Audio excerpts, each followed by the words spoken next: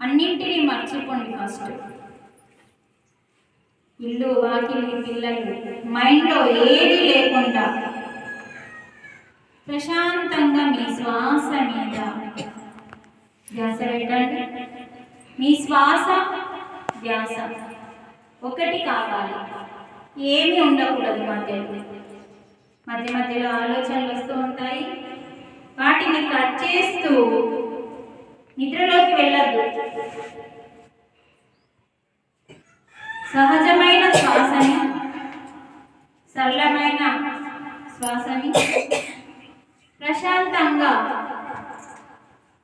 లోపలికి వెళ్తూ బయటకి వస్తున్న శ్వాస మీద ధ్యాస పెట్టండి.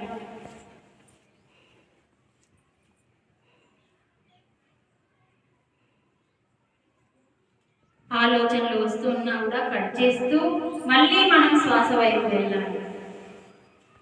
అలా శ్వాస మీద ధ్యాస చేయగా చేయగా చేయగా ఆలోచనలన్నీ పూర్తిగా వెళ్ళిపోతాయి. సహనంతో కూర్చోవాలి. మన సహనమే ప్రగతి. కాబట్టి ఎంత సహనం ఉంటే అంత ఎత్తుకు ఎదుగుతాం మనం. శ్వాస మీద ధ్యాస పెట్టండి. మనస్సు పూర్తిగా ఆలోచన లేని స్థితికి వెళ్తుంది. అదే అంతర్మౌనం. అప్పుడు మనకి ధ్యాన స్థితి వస్తుంది. నిద్రలోకి వెళ్ళకూడదు. చక్కగా శ్వాసని గమనించండి. శ్వాసతో ఉండండి. శ్వాసతో అంటే ఆంజనేయ స్వామితో ఉండడం.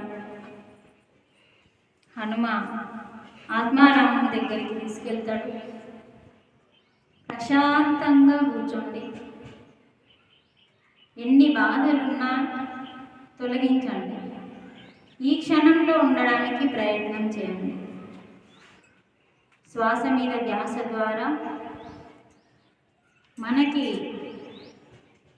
ఆలోచన రహిత స్థితి తర్వాత విశ్వశక్తి ఆవాహన ద్వారా నాడీ మండల శుద్ధి జరుగుతూ ఉంటుంది.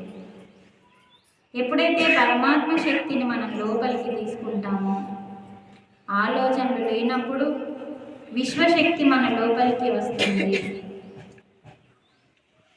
అప్పుడు మనకి నాడీ మండల శుద్ధి జరుగుతుంది.